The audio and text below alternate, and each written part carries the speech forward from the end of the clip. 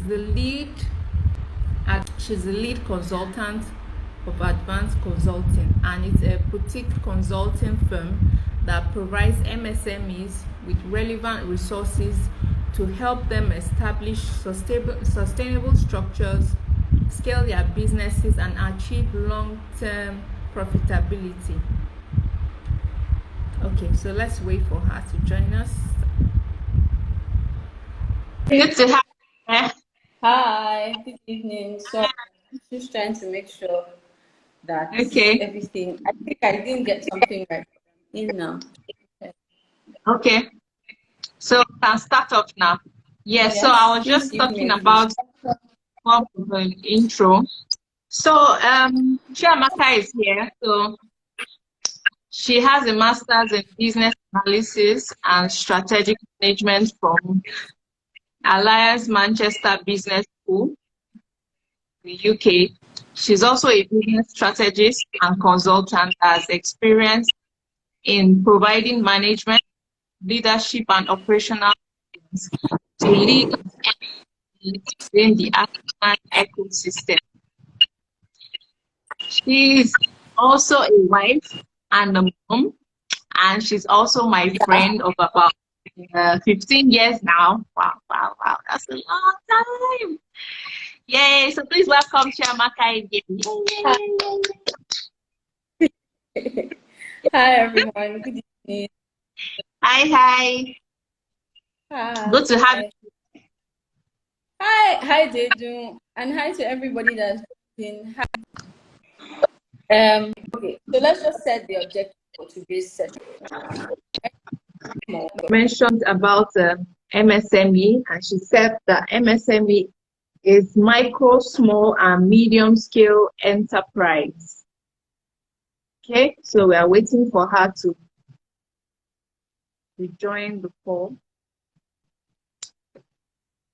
So while we wait for her, so basically this is for people that might own small businesses, or they're about to start a small business or a business startup. So basically this is very important. It's something that business owners should not take lightly.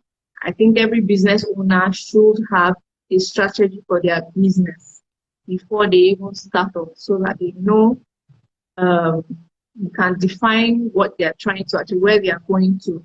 And of course, it's very important to have achieve profitability for the business. So these are the things that should be considered in business. So we're waiting for her to join in.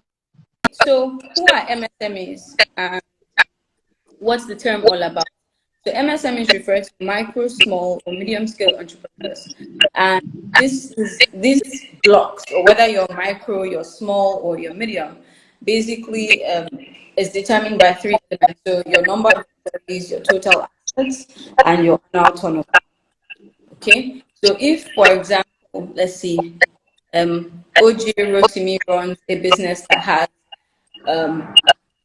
about less than 10 employees, turns over about 5 million, and has an annual turnover about 20 million, then OJ Rotimi is categorized as a micro entrepreneur. If let's see who else. I'm taking names from the chat, so just bear with me if you hear your name. If Apple Baby has employees between 11 to 50, has annual total assets worth 5 million, between 5 million and 100 million, and has an annual turnover of a little over 100 million, then Apple Baby is a small scale entrepreneur. So OJ to me is micro, Apple is small, and of course, if let's use M&M, let's use our host before she shoots us. If she has an employee base more than 51, between 51 and 200 staff, and she has total assets about 100 to 500 million, and annual turnover, which is greater than 500 million, then M&M Academy will be classified as medium entrepreneur. So that's the difference. Just think of employees, total assets, and turnover. Those are three categories or milestones that you then classify who is micro, who is small, and who is a medium-scale entrepreneur. Okay? Is that clear? Yes, it's clear. You Okay. can go on. Yeah, fabulous. Okay, so why are we paying attention to MSMEs?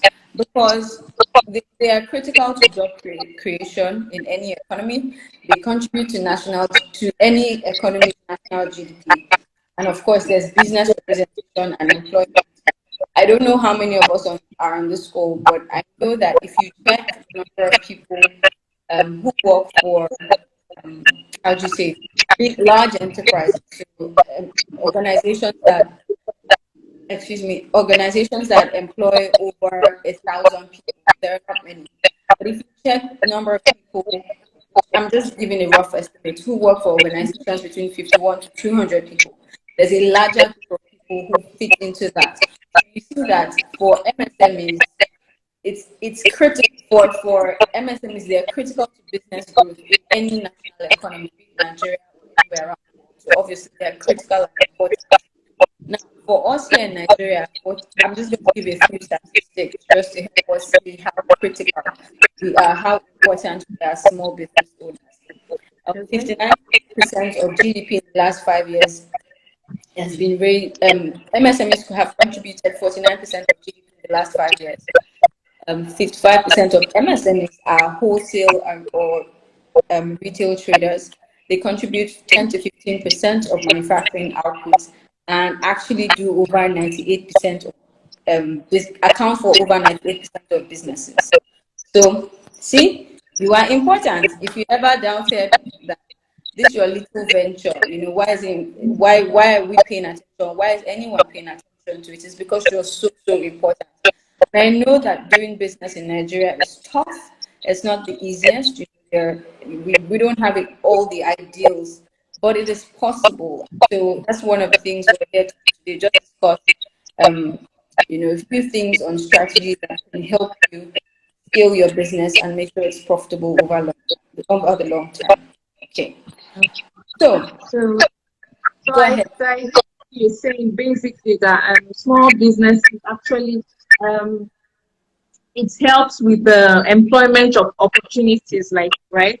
Like it creates more employment opportunities, and I think that's very key in the kind of society that is still developing. I think that's very, very important that we help small businesses to grow.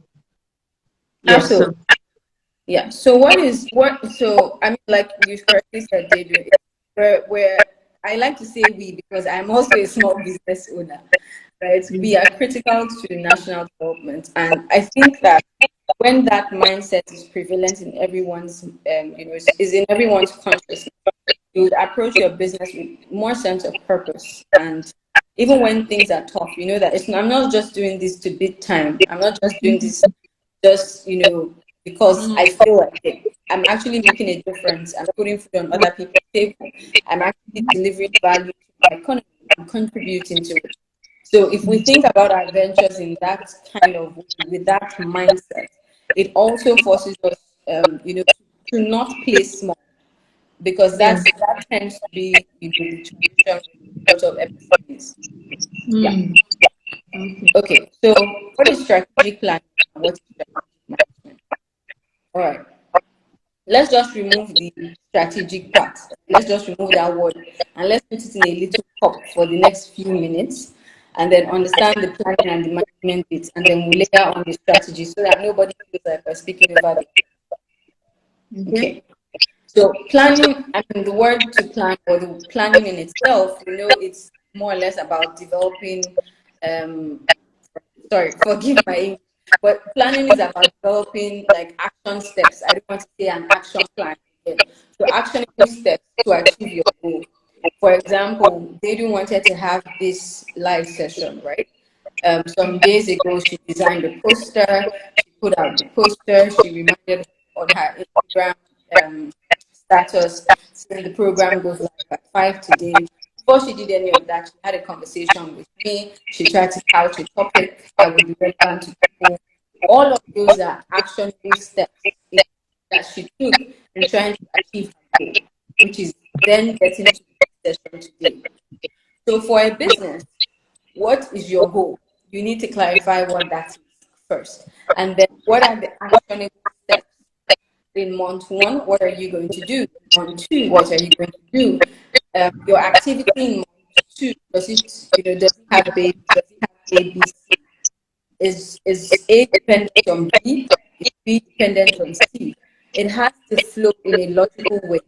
That in itself is just a simple element of planning. Okay. Now, how do we take that and put strategy on it? Strategy is just how do I it's a map. So with strategy, you're basically saying this is how I'm going to go. I'm going to go about it very intentionally. I don't want to think the word is over the top. So I want to break it down as simple as possible. So when we say strategic planning, the big goal I want to achieve, how do I break it down into actionable steps, actionable things I'm going to do, then just wishing or wants or whatever else is doing. If I'm looking to solve, if my business is looking to address, for example, a certain group of people, let me use a more practical example. So the person who made this shirt, right, is looking to, it's a very shop, is looking to sell their product to people who want very easy wear, love black and white, obviously. And then the person who's made my nail color is not looking for just people who like, who want easy clothes. It has to fit their skin tone.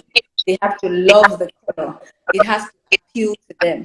So you see that though they are both retailers or they are both manufacturers, one person is in garment manufacturing and the other person is obviously in beauty and producing nail polishes. Their target market is different, and so they will take different steps in meeting their target audience. That's exactly what it is. Their strategy may be similar, but may not be the same, because the goals for their organization may also be different. So, for example, the garment manufacturer may not want to get sued, and so he wants to have, he or she wants to produce things that are sustainable. So, sustainable fashion may be a big deal for this producer. But for the nail polish person, they can't be bothered. So obviously, the things that a garment manufacturer will prioritize and what the nail polish manufacturer will prioritize will be different. And so their strategies will be different. Their go-to-market approach will be different. Their customer segments are already different, which we clarify. In simple terms, their strategy can be different. Does that make sense? Yes. Exactly. So that's the thing for each business. No matter the scale, no matter your size, it requires a development of strategy, and it should be simple. It should be something particularly at scale, which is MSMEs. It should be simple. It should be something that you can actually develop a plan for. And if you look at, you're not lost. You're not feeling, okay, I wrote this down, but I'm not quite sure what it means now. It has to be really simple. It has to be something that you can also measure. Of course, your goals should be smart without a doubt. So let's just say, in summary, a strategic planning is the process of developing your strategy, your direction, and action plan to achieve the goals of the organization. Finish. Direction, action plan. Right. Right. Okay. Any questions so far? For me, no. Anybody on the call that has a question, please If you have any questions, please feel free to put it in the chat and we will do our best. Okay, great. Let's go ahead. So, strategic management. Again, like we did with planning, let's take the word strategic and put it in a little cup and just address the word management for now. Okay, so we've talked about planning and we've said it's direction and action steps. I'm going to the market. To get to the market, I need to enter the bus going from VI or from Civic Center to Marina or to CMS. So that's my direction. Right, I'm going to the market, that's my direction. My action plan is to enter the bus. When I get off the bus, I will cross the road, next action step. After I cross the road, I will do another step. So that's your action steps. making sense, logical thought flow, actionable, measurable. That's clear. Now with management, a couple of, real life, which is why it's the word to manage, right? Real life would happen. You may have decided that you're going to produce 500 shirts. Remember, I'm using the garment manufacturer example. So you're going to make 500 shirts over a 2-week window. And things happen, sometimes we make great plans and then things just go poof, as if everything was just waiting for you to make a plan in the first instance before going in different directions. The machinery breaks down, your workers, maybe one person. Okay, Jadu, someone said in the chat to please pin the topic we're speaking on. We're speaking on STAT, right? Strategic planning. Thank you. Okay. So things go up in flames, your machinery breaks down, your workers decide not to show up, your producer, the person who you buy the fabric from, let's just use a very contemporary example here in Nigeria. His mom passes away and he decides he closes the shop for the 2-week period, for a week, for 1 week to go away to bury his mother. So your supply chain is disrupted, your equipment is disrupted, your manpower is disrupted. How are you? You've given a commitment to the customer that you're going to have this ready in 2 weeks. And so that's where management comes in.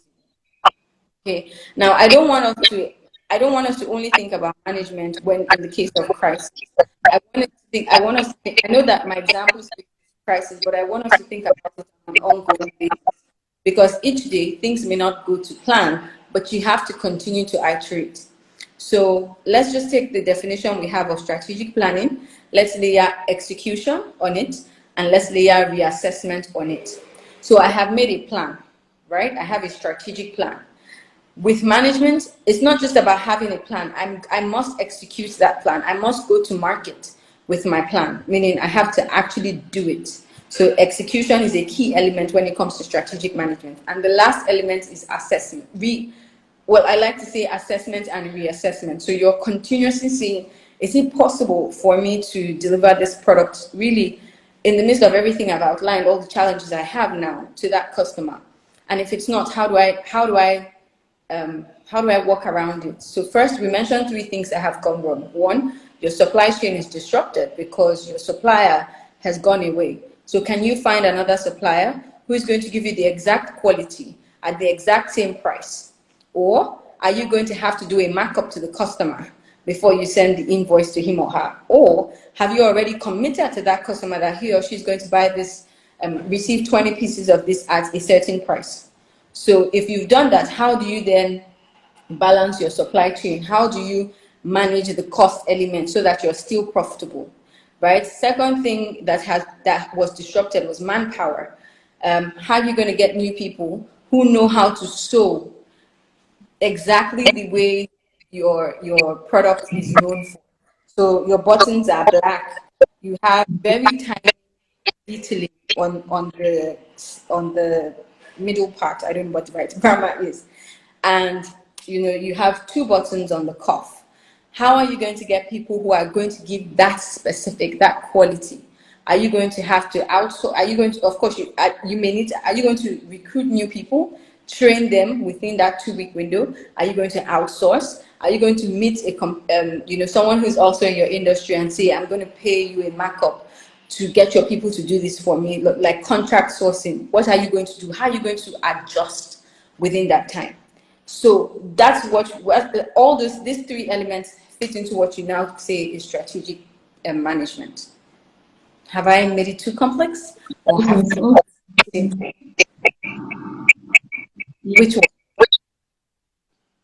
What did you say? Is it simple enough? Is it too complex? Yes, absolutely. Okay, so when you think about strategic management, obviously, it should be, you have to consider the resources. Oh, thank you, Amy. Oh, thank you. I see your comment. Thank you so much. So formulation and implementation, I have thought of the plan, I've executed the implementation, I'm clear about the goal. The goal is to produce 20 pieces of this lovely top, deliver it to my customer who's already on the 10th of March, for example. right? But I'm also taking into consideration the resources I have. I mentioned 3 resources that have been disrupted. And I'm also assessing my internal environment, what's going on in the organization, what's going on in the market, and making sure that my goal as an organization to produce remember, for this organization, sustainable fashion is important. So that goal is still in mind. Profit is important. That goal is still in mind. How do I then adjust to meet that goal in view of everything happening? So that's strategic planning and management. Okay, great. Okay, I'm going to try to run faster because Daniel has said I have to keep this as short as possible. So I'm just going to try to run through and land business models, which is where she really wants me to get into some more detail. So what are the strategic planning and management tools that you could use for your business? I know this, the first one I would say is vision, setting your vision, your mission, and your values. I know this sounds very simple. I mean, it sounds like, yeah, everyone should know that. But I'm not, the sound is echoing. I apologize. I hope it's not sure what I can do. I apologize. Is it any better, perhaps, if I come with it? Yeah, I can hear you perfectly. So perhaps it's also coming from my own end. So I'm trying to rectify that. Oh. Just go ahead, please. Okay. Okay. All right then. So, thank you, Choma and Emil. Okay. So, as simple as just setting out the vision, the mission, and the values for your organization can help you set a clear direction. If I know, for example, I'm sticking to my garment manufacturing, we need to give this garment manufacturer a name. Come on, let's come up with a name.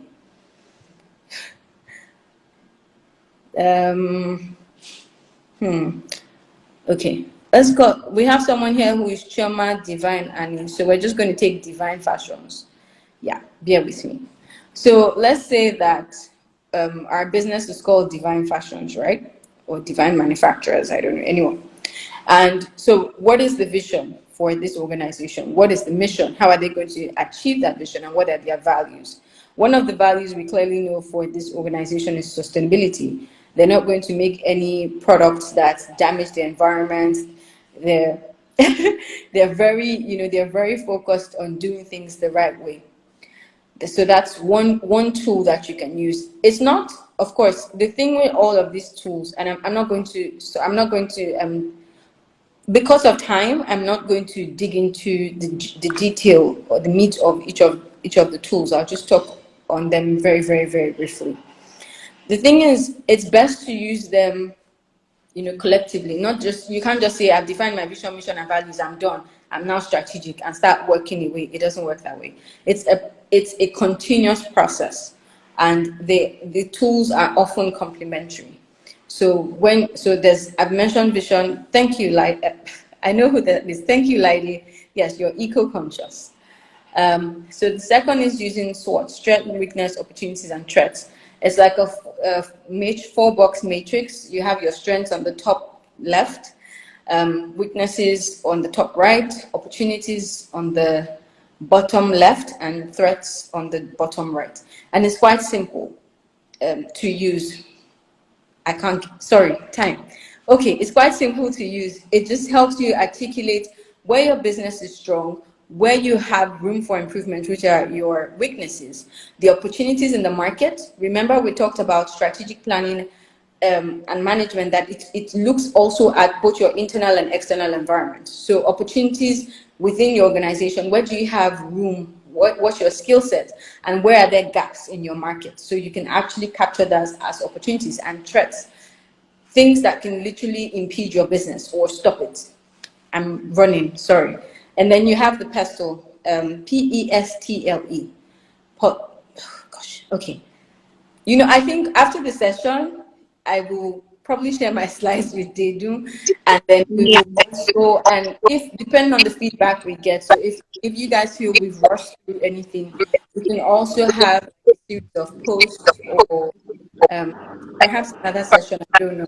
But like, if you feel we've rushed through anything, please just let us know, and we'll try to make sure we have something that's useful for you. But time is just trying to run. You have what's popularly known as Potter's five forces. So there's a leading thought.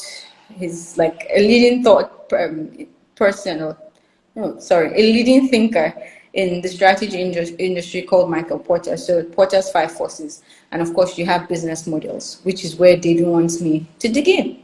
Now, I know someone may be thinking, why do I need to do this? My business is doing well. I'm making money. I'm selling. People reach out to me on Instagram. They buy my products. People come to my store. They buy things. Why do I need to do this thing called strategic planning? So first, it allows your organization to be proactive rather than reactive. Now, I think everybody at this point knows the essence of being proactive. COVID has taught us a great lesson, or taught every business a great lesson on being proactive. And one of the things, if you have a plan, a strategic plan, you're operating strategically. When COVID hit, most physical businesses had to close down. If you did not have, a an internet-based service to offer, if you didn't adjust how you did business, it meant that your store was probably closed down for a whole year. So it's not about just saying, okay, now COVID happened, like, yeah, businesses were closed down. How do you then piggyback on what's going on and still make money and still operate your venture? So it helps you to be proactive rather than reactive, rather than waiting endlessly, as we saw a lot of business do here across the world, waiting for COVID for the restrictions to be removed. But it was like we're in an unending cycle. We would be in lockdown, not being locked down, semi-lockdown, not really locked down, different things. The second thing it does for you is sets up a sense of direction, which I've spoken about largely. Thirdly, it increases your operational efficiency. So you're clear as to what to do with your resources and how to make your resources work best and optimally for you. It also increases your market share and profitability, because you're able to track where if you're making profit, you're actually turning over, and then it increases your market share. I started with only 5% of the market. I want to grow to 20%. This is what the outstanding 15% needs, and I'm able to provide those solutions in a pointed and objective manner. So you're able to typically increase your market share. And then lastly, it ensures or increases durability and sustainability. So some years back, I was in a forum where we were asking ourselves the question, how many businesses in Nigeria, how many indigenous businesses, I should say, here in Nigeria had, run over 100 years. Indigenous businesses, meaning they were started by, the business was started by Nigerians and has been run over the past couple of years by Nigerians, not any large enterprise. It doesn't have any external influence. Yes, We yes. couldn't And then really it has find to do with succession planning, right? exactly. We couldn't really find many. I don't remember them now, but I think we just identified maybe one or two, and they were not even they weren't big players in their sector. So we know that for a fact, for most of us MSMEs, you run your business, after maybe a few years, you're starting to feel, I'm not really as profitable as I was, or the demand has changed, there are new players in the industry. How am I able to still keep afloat and be top of mind for the market? So these are the things, just a few things that having a clear strategy and planning and managing your organization efficiently strategically helps you to achieve. Okay. Now let's get into the meat of today's conversation. Now, remember that when I outlined some of the tools, the last one was a business model. Again, please, if you have questions, Okay. please feel free to put them in the chat. Okay, yeah, you can go on. Okay, great. All right. So a business model we can simply describe it as let me say, as how your organization creates, delivers, and captures value. Simple as that. Let's say CDC. CDC creates, delivers, and captures value. Business is about value exchange. You have a shirt, I have a shirt, you have money, I give you the shirt to cover your nakedness, and you like the shirt, it appeals to your sense of beauty, you give me your money. We've conducted business. Simple as that. So it's really just about exchanging value, right? So a business model is how, think of it, the acronym I could just come up with is CDC. Create, deliver, capture. Create, that's the first step. Of course, what is value to my customer, and how do I create it, clearly? How do I then take it to the customer? How do I deliver it? And then how do I capture value back? So that's like the feedback loop back into my organization. Okay. Now, I think at this point, I would just want to say, if you're thinking this lofty word, business model, is it for me? I'm doing well in my business. I'm a startup. I'm at ideation. I only have a concept in my head. I haven't really started. Or I'm an MSME. I started. I'm making a little money. I'm doing good. Or I'm a large enterprise. I'm doing fantastically well. Is it for you? Yes, it's for you. Irrespective of, I will share this particular slide with Dedu, because it's critical. I've outlined some of the things it helps you do.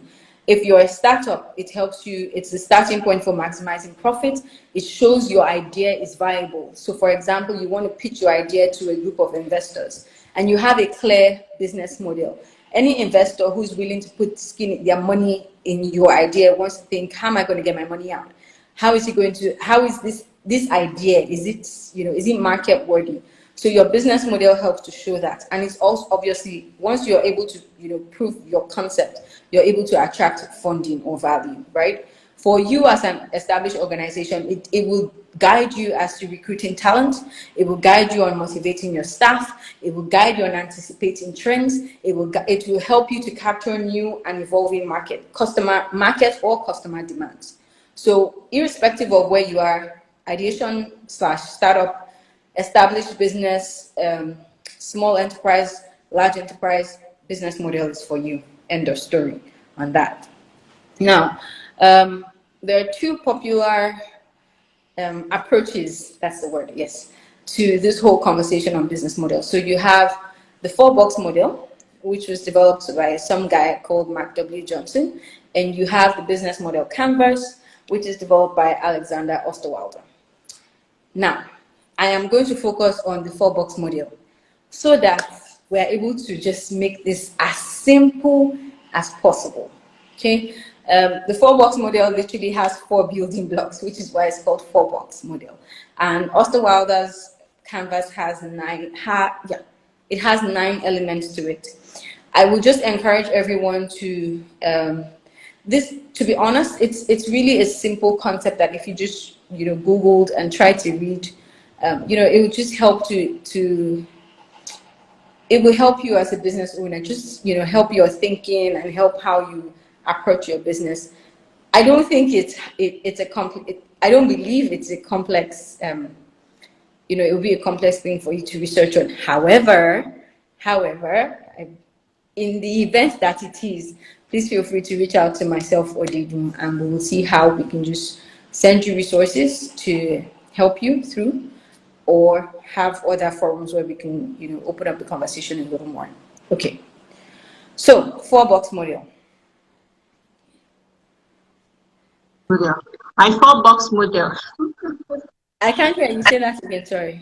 My 4-box model. That's where I'm really interested in hearing. Definitely, they do this session. I don't know if you had yourself in mind or if you had other.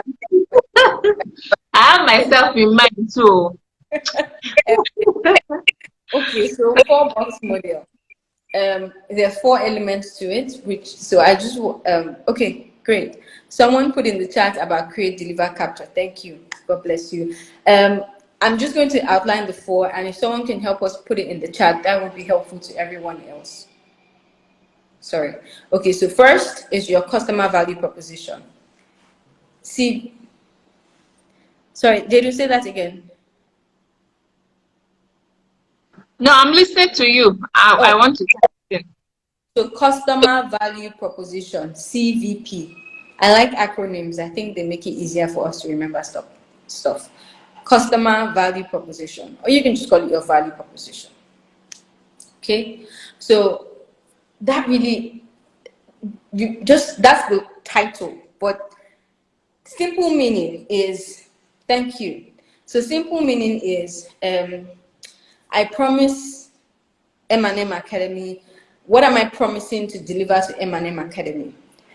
I am garment manufacturer Divine Fashions. I hope Divine Choma Divine is still on the call. So I am a garment manufacturer. We've named our manufacturing company Divine Manufacturing / Fashion, whatever. So what am I promising to deliver to M&M Academy? It is what each organization promises to deliver to the customer should they choose to buy your product or engage with your service. So it has to be as pointed, it has to be clear, and you must ensure you have the capacity to deliver it, because this is really what people are paying for. We've already established that business is an exchange of value. So understand why this concept is really, really important, and that's why I'm starting from it. So in trying to map this out, often we go through, okay, I'm just going to run through this. We go through, you have to have your value proposition canvas, which outlines your value map and your customer profile. What value are you putting forward, and who is your customer in very clear terms, right? You also have to create your value proposition. I like to ask, in trying to do this, sorry, give me a minute. I just like to advise people to, ask yourself 5 key questions. I'm promising that on this, on the 4-box model and the elements I'm talking about, I'm promising actually that I would put out content just to also outline these questions, because I know that this is rushed and people will want to refer back to it. Okay, so what benefit does your product or service offer? 1, 2. Describe what makes this your benefit? What makes it beneficial? What makes your product or service beneficial? 3, what is your customer's main problem? 4, you need to connect that problem, M&M Academy's problem, to Divine Fashion's solution or their product or service. There has to be a connection. And then 5, how do you differentiate yourself as the preferred provider of that service or product? Okay, I know this is plenty questions, but when you're thinking about your value proposition, you must ask yourself those 5 questions. They are very key because they help you clearly articulate what your value is. It's not just by saying, thank you. Yes. It's not just by saying I sell clothes. No, that means, like, if you go to Jack on the Market or anywhere, or Eco, thousands of people sell clothes. So how do you differentiate yourself? How is it your product or service beneficial? You have to clearly articulate all of those. Okay. Now, the second element that I want to talk about in your 4-box model is your revenue model. This simply means, how are you going to make money? How are you going to earn revenue? How is the money going to come into your pocket?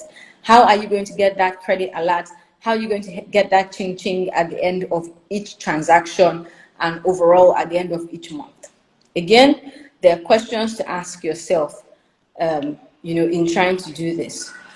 So you clarify your revenue model by answering your questions. I'm going to outline those questions shortly. You have to also identify your competition, right? So it's not just saying, Divine Fashions and Supernatural Fashions are in the same line of business. Pardon my lack of initiative with the company names, but take it like that. One is Divine, one is Supernatural. They are all fashion companies, right? But it's not just saying, yes, these other people or Eze and Sons are my competitors. What's their pricing? What value proposition are they also offering to the customer? What's their own model? You need to understand how they are reaching the market. And you need to understand what they are doing clearly, because that would also shape how you differentiate yourself, right? And then, of course, you have to talk about your pricing model. Are people going to just walk into the store and pay at once? Is it going to be installmental payment? Is it going to be 70/30? How are you just going to, organize? How is payment going to come in? Sorry, I've talked about payment. It's not just payment, but also pricing. If I buy the fabric at 1,005, I'm going to sew, I'm going to package, I'm going to pay my staff. How am I going to price in such a way that I actually have money that makes sense, like a revenue that meets my target? If you set a 10%, 20%, 30%, 40%, like hit for yourself, is that also possible for your customer, who you understand what their financial status is? So you see that it's not just about the money coming in. There's a lot of thinking that has to go into how that money actually does come back to you. And then you have to identify what your revenue streams is. What your revenue streams are, and your operating costs, and measure profitability. So if I buy these fabrics at 1.5 and I have this physical store somewhere, can I also sell fabrics? Or do I only make ready to wear? Do I also give fashion or style advisory? These are all possible product lines or service lines that I can still have under my current business. So you have to ask yourself all those questions, right? Now, this is really rushed. Now, revenue model, what are your 4 questions? Remember, in customer value proposition, you had 5 questions that I outlined. Revenue model, you have 4 questions. Okay, so question 1, what costs are required to deliver your value proposition? Perhaps manpower, equipment, location, etc, etc. What costs do you need to deliver your value proposition? 2, what pricing model is best fit for your customers? I've tried to give some context when I spoke a few seconds ago, but these are just the questions. I'm just outlining them. 3, at how much does the competition price similar products or services? 4, what pricing model enables you to deliver your value proposition?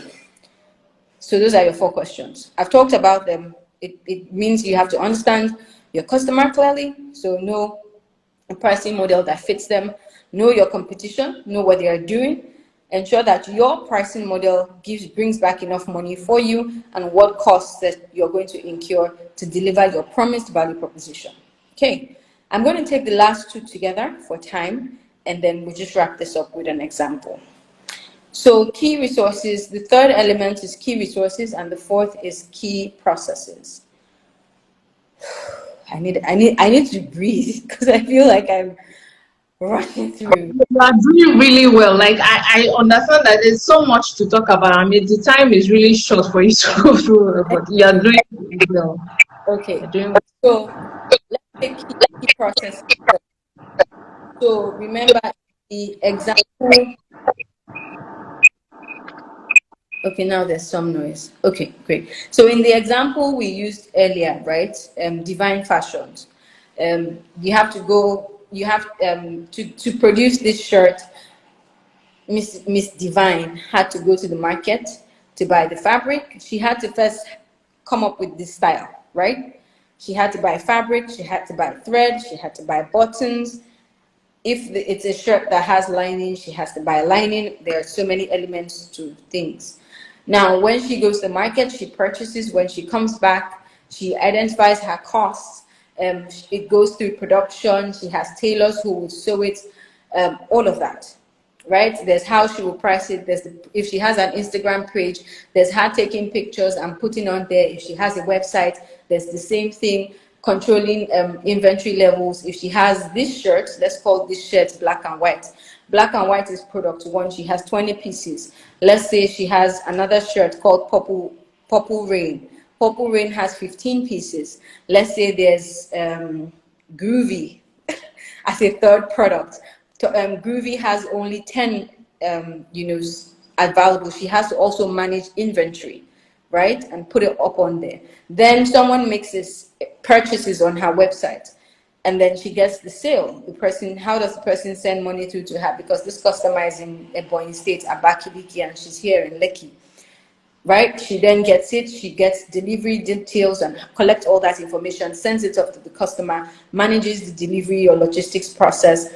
You see, if you look through all of this story, which sounds so regular, there are different processes. There's purchasing, there's inventory management, there's pricing, there's delivery. So you have to clearly articulate in whatever business you do, what processes, what collection of related activities make one process. Because in purchasing, for example, there's going to the market, there's negotiating with the vendor, there's purchasing the fabric, purchasing the buttons, purchasing the lining. There are different things to purchase. So it's not just one activity, there are a collection of activities that are, that fit together, that you then call a process. So that's what we mean by key processes. Okay? Now, key resources, which is the last one, and then we'll take everything else very quickly. It's already 6:02. Right? Now, with key resources, very simple. They're the main inputs and assets that the business needs to function effectively. So, back to our example, Divine Fashions.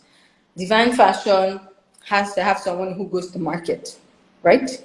So that individual, or if she doesn't go to market and she has a reliable vendor who has the gamut of all the things she needs to buy, and the vendor supplies to her, or the vendor supplies to her, that vendor is a resource, right? If she has someone who manages her website, her Instagram page, and all the social media, responding to inquiries, receiving orders, taking the orders to the shop floor, that's the production team, to make sure they are produced, a dispatch company who she works with, all of those are key resources. Simple as that.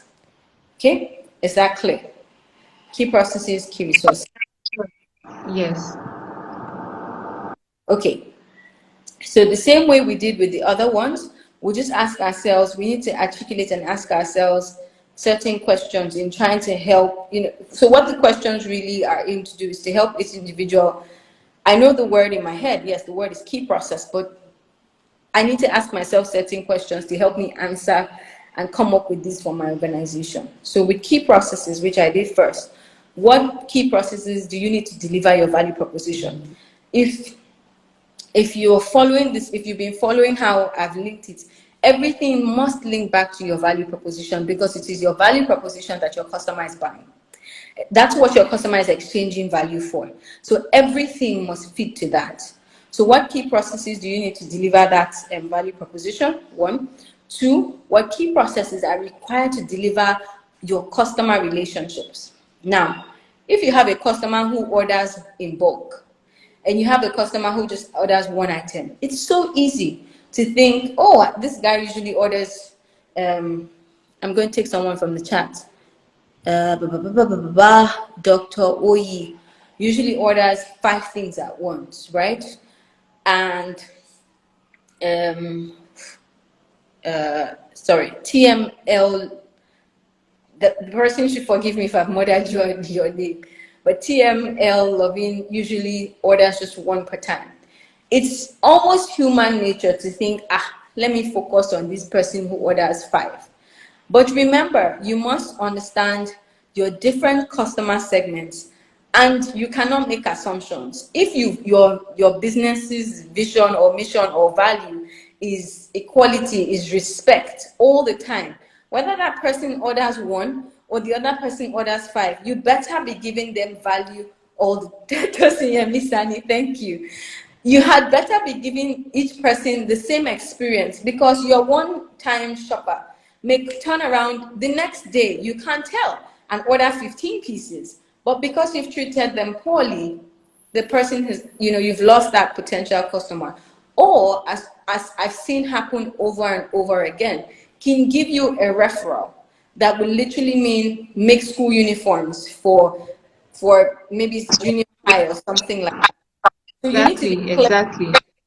Exactly. Yeah. So you need to be clear, how do I deliver, what key processes do I need to deliver my customer relationship? You need to be really, really, really spot on with that. and make sure that you're nailing it all the time.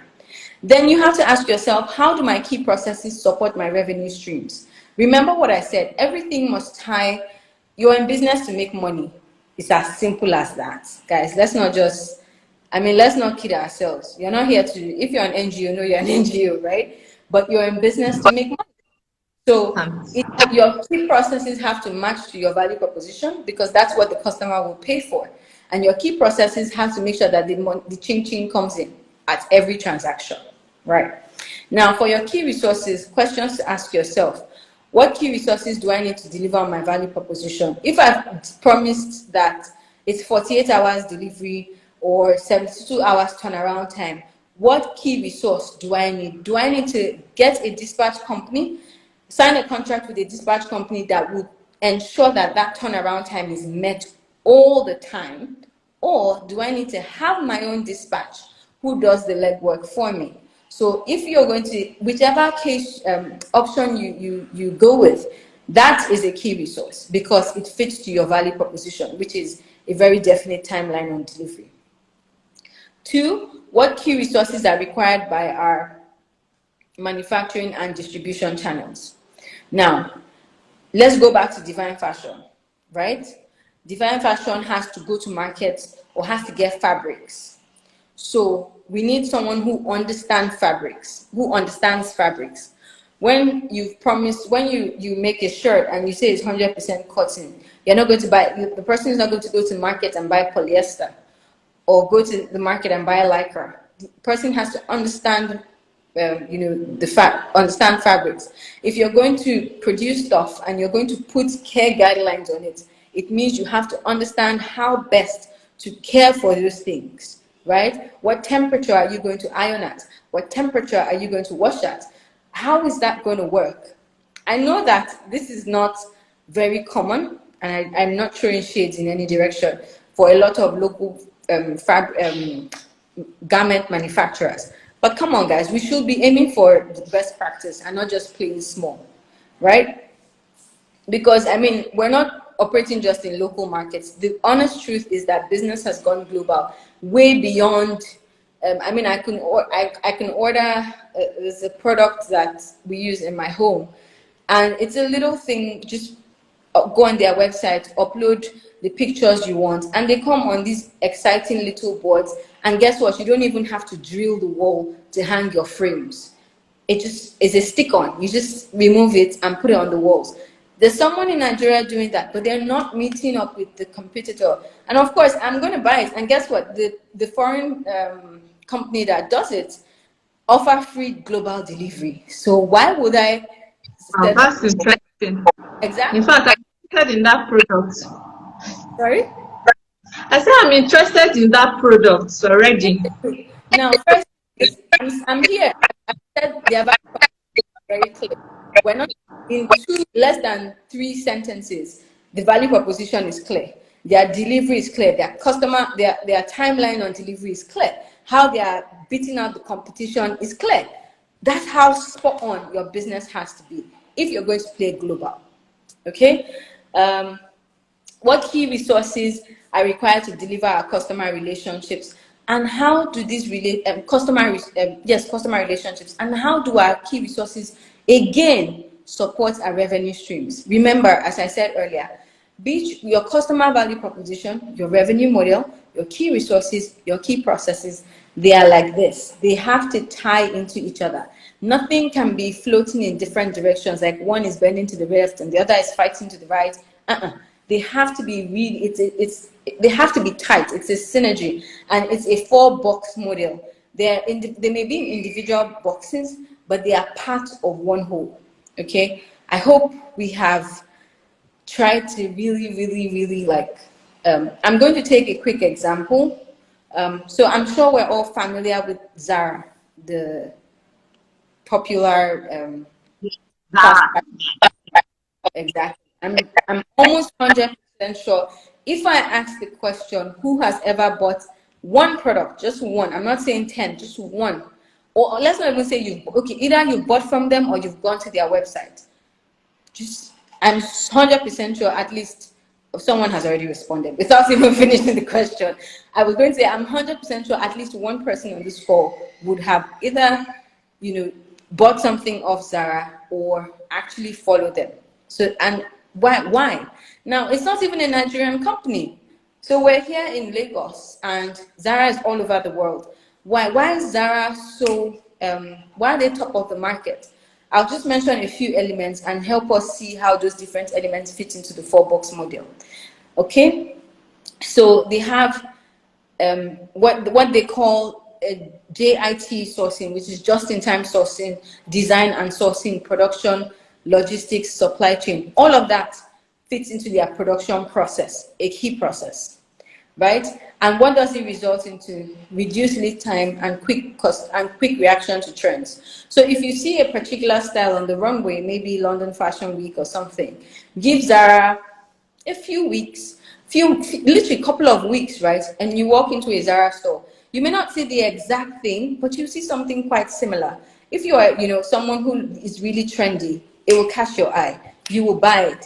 If you're familiar with going into a Zara store during in England during 26 sale, you would always notice that they don't have as much discount. So other stores will perhaps discount their items by 25-50%.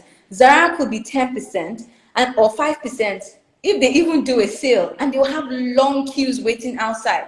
Why? Because their things are ready and cut through. Like, it came out, we sold it, we're done. Right? And you're like, oh my God, I want to get that piece before it sells out. So they create that hunger and desire, right? And they know their market. Their market is fast fashion. That's they're in fashion, all right, but their target group is fast fashion. They have an age range that they are targeting. So young people who are young at heart, who are trendy.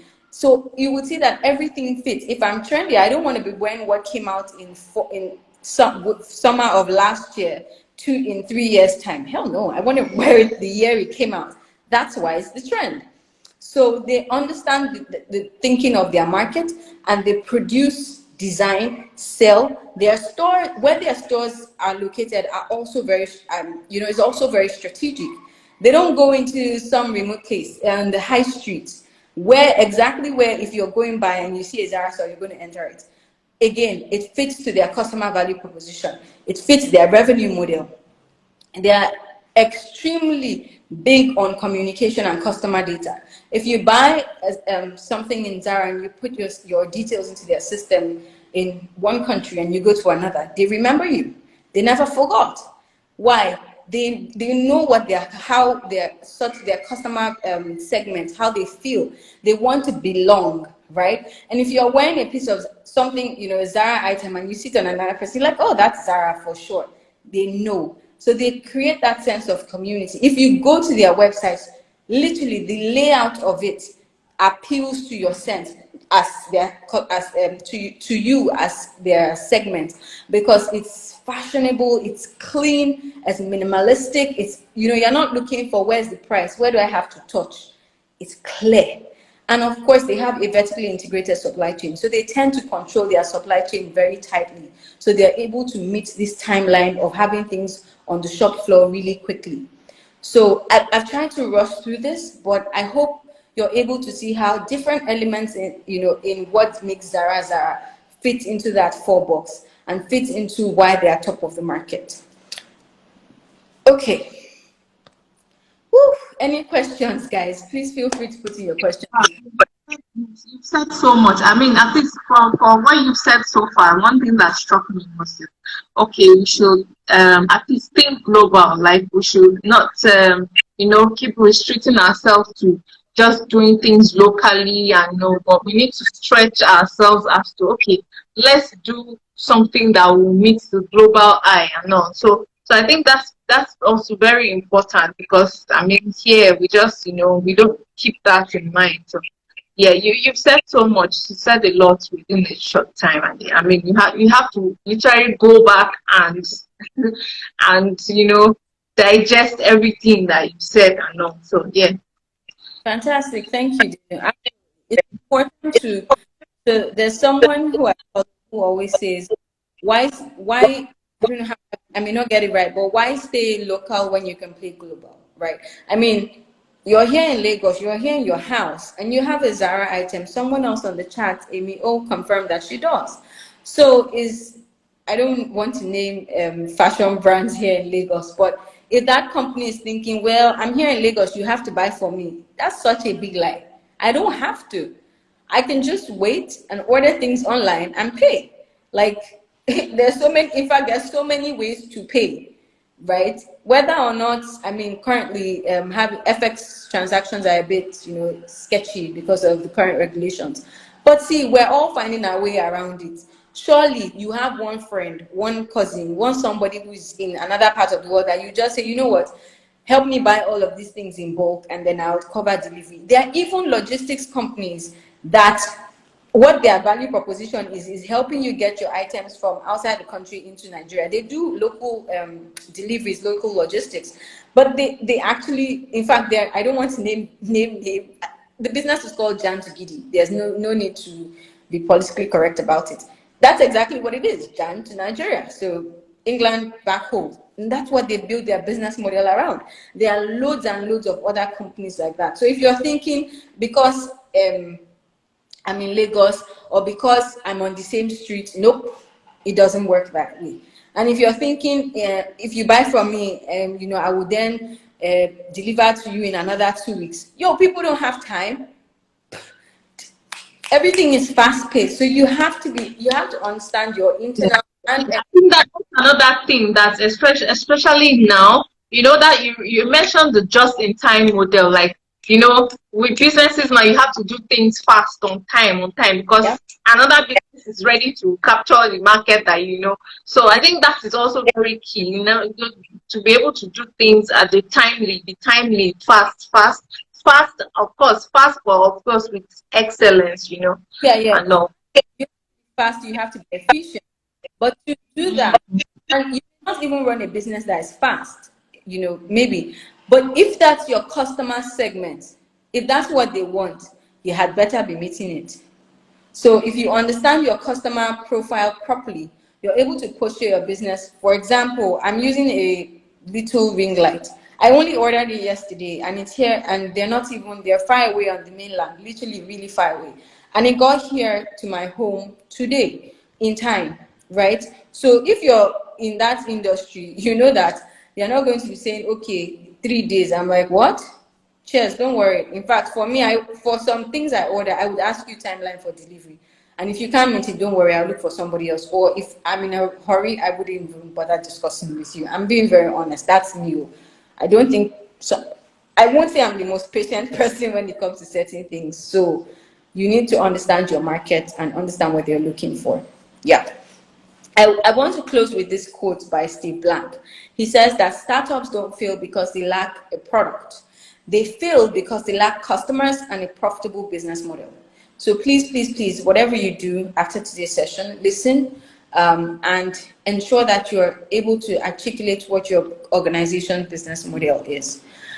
If you have questions that you want to ask after this session, you can message me on Instagram. You can send me an email. I'll put that now. Okay, type in your email. So anybody who wants to. I'll do that right away. So so if you have questions, please feel free to send to our email so she can answer your questions. Because to be honest, the session really just started to get interesting, but we have time left, so we have to let her go. So maybe one of these days you have to come back and come and give us, just tell us one by one, because there's so much. I know you have to run through a lot, but yeah, thank you so much. It has been very enlightening. Fast. My head I'm thinking of so many things, like there's work to do. There's work to do. Thank you. First, thank you, Jeju, for having me. Thank you, everyone, for the comment. Thanks to everyone that has joined the call. Everyone, coming back, absolutely. Let me know. Right. Okay. So do we have any questions? Anyone? Maybe just one question can quickly take on the call. Anyone? Does anyone have a question? Okay, so I just want to ask a question briefly just before you go. Now, let's assume that you have everything written down. You've done, let's say, the 4-box model. What's the first thing that you feel that, okay, to get it running? Because some people have actually heard of this, the model, but maybe they are not quite sure how to actually get it running and implement it. Let me put it that way. So what do you think that one can do to achieve that? To execute, that's what you do.